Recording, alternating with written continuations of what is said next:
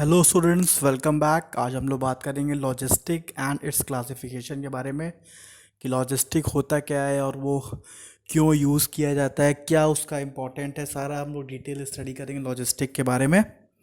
और मैं आपको बता दूं, हमारे चैनल को सब्सक्राइब कर लीजिए ताकि जो भी नए वीडियोस होते हैं आपके पास नोटिफिकेशन के थ्रू पहुंच सकें। नेक्स्ट है, logistic is the process of managing the movement and the storage of raw material, parts and finish product from the supplier through the firm and on to consumer. मतलब क्या हुआ, logistic जो होता है ये एक ऐसा प्रोसेस है जहाँ पे हम मैनेज करते हैं। ठीक है, तो पहला पॉइंट ये समझिए, लॉजिस्टिक एक ऐसा प्रोसेस है जहाँ पे हम मैनेज करते हैं। क्या मैनेज करते हैं? मूवमेंट ऑफ गुड्स को। ठीक है, गुड्स को कैसे, कहाँ से लेके कहाँ तक पहुँचाना है। ठीक है, जब गुड्स एक रॉ मटेरियल के रूप में होता है, फिर फैक्ट्री में जाता है, फिर किसी गोडाउन में रखाता है, फिर कस्टमर तक पहुँचता है, तो वहाँ तक के पूरे प्रोसेस को मैनेज करने के पार्ट को हम लॉजिस्टिक कहते हैं। देखिए लिखा हुआ है, logistic is the process of managing the movement of storage of raw material.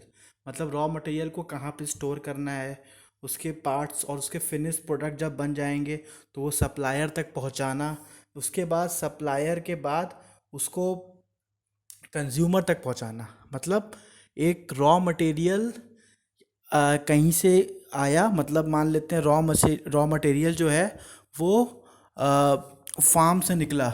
ठीक है, किसान के घर से निकला, वहाँ से वो कस्टमर तक पहुँचने, मतलब फिनिश गुड बीच में बना, फिर कस्टमर तक पहुँचा।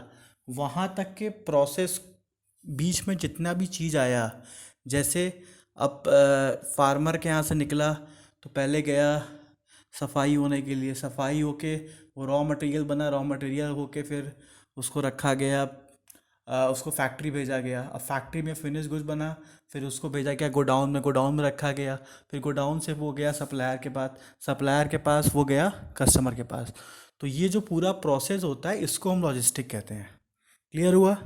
मतलब एक रॉ मटेरियल से लेके कस्टमर तक जो गुड्स पहुंचने तक का प्रोसेस होता है उसी को लॉजिस्टिक कहते हैं। क्लियर है? अब नेक्स्ट आते हैं, क्या क्या एक्टिविटीज़ होती हैं लॉजिस्टिक में। तो जब भी लॉजिस्टिक का आप मीनिंग एग्ज़ाम में लिखेंगे तो एक्टिविटीज़ एडिशनल लिख दीजिएगा, इससे आपको अच्छे मार्क्स मिलेंगे। ठीक है, तो क्या क्या होते हैं? तो पहला होता है ट्रांसपोर्टेशन, दूसरा होता है वेयर हाउसिंग, तीसरा होता है ऑर्डर प्रोसेसिंग, चौथा होता है इन्वेंट्री मैनेजमेंट। तो क्या होता है ट्रांसपोर्टेशन में? ट्रांसपोर्टेशन में गुड्स को एक जगह से दूसरी जगह पहुंचाने का पूरा प्रोसेस हो गया। वेयर हाउसिंग में क्या हो गया? गुड्स को किसी एक ऐसे जगह पे स्टोर कर रहे हैं जो मार्केट प्लेस के पास है। ठीक है, वेयर हाउसिंग में क्या होगा, गुड्स को एक गोडाउन में, ऐसे गोडाउन में स्टोर कर रहे हैं जो कि मार्केट प्लेस के पास है, ईजिली गुड्स अवेलेबल हो मार्केट में। ठीक है, तो इसको बोलते हैं वेयर हाउसिंग। उसके बाद क्या हो गया? Order processing. ऑर्डर प्रोसेसिंग मतलब जो ऑर्डर हमारे पास आ रहा है मार्केट में सेल करने का, उसका प्रोसेस करना, उसको सही ऑर्डर में भेजना। उसके बाद है इन्वेंट्री मैनेजमेंट। इन्वेंट्री मैनेजमेंट में क्या होता है कि हम गुड्स का इन्वेंट्री मैनेज करते हैं कि हमारे पास वो गुड्स कभी कम ना पड़े। ठीक है, अगर कम पड़ता है तो तुरंत फैक्ट्री से मंगा लेते हैं। तो ये चार अलग अलग प्रोसेस हो गए किसके? लॉजिस्टिक के। ये सारी एक्टिविटीज़ लॉजिस्टिक्स में आती हैं। ठीक है, नेक्स्ट है ऑब्जेक्टिव। क्यों लॉजिस्टिक की ज़रूरत पड़ी? पहले तो ऐसा कुछ नहीं था, पहले तो फैक्ट्री से सामान बन के डायरेक्टली शॉपकीपर के पास आता था, शॉपकीपर सेल कर लेता था। लेकिन मार्केट में बहुत सारा कंपटीशन आ गया। ठीक है, अब उससे बाहर निकलने के लिए, मतलब कंपटीशन को जीतने के लिए ये सब चीज़ करना पड़ा। क्यों? To increase the sales turnover. अगर मार्केट में आपका प्रोडक्ट लेट में पहुंचेगा तो दूसरी कंपनी का प्रोडक्ट मार्केट में आ जाएगा, तो आपका जो सेल है वो डाउन हो जाएगा। इसीलिए कंपनीज क्या करती है? लॉजिस्टिक का पूरा यूज़ करती है, अपने प्रोडक्ट को मार्केट में रेडी रखती है, कभी भी डिमांड कम ना होने पाए, उनका सेल हमेशा बढ़ता रहे। नेक्स्ट है to gain competitive advantage. Market में कंपटीशन का एडवांटेज गेन कर सके। किसी भी प्रोडक्ट का डिमांड कम हुआ, तुरंत इनका गुड्स वहाँ पे रखा हुआ वेयर हाउस से, वहाँ से निकाल के भेज दिया गया। तो उससे क्या हुआ? इनको कंपटिटिव एडवांटेज मिलने लगा, जो दूसरे के कस्टमर थे वो हमारे कस्टमर बनने लगे। क्लियर हुआ? तो इसीलिए कंपनीज आजकल लॉजिस्टिक में बहुत ध्यान देती हैं और बहुत सारा पैसा लॉजिस्टिक में इन्वेस्ट करती हैं। टू इम्प्रूव कस्टमर सर्विस, अब कस्टमर सर्विस भी इम्प्रूव हुआ। क्यों? कस्टमर को टाइम पे गुड्स मिलने लगा, गुड्स की क्वालिटी अच्छी होने लगी, ठीक है, और हमेशा मार्केट में अवेलेबल होने लगा। अब अवेलेबिलिटी की वजह से अब महंगा नहीं मिलता, ठीक है। पहले क्या होता था कि गुड्स अवेलेबल नहीं है, कम पीसेस हैं, तो शॉपकीपर उसको महंगा बेचना शुरू कर देता था।